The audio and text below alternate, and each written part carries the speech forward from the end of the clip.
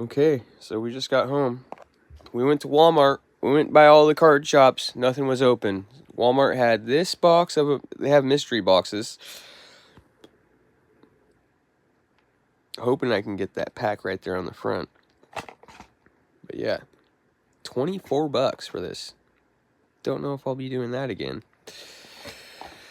Couple Lost Origin blisters. 3 Crown Zenith ETBs. Ooh. 2 collection box Crown Zeniths. Ooh, so sick.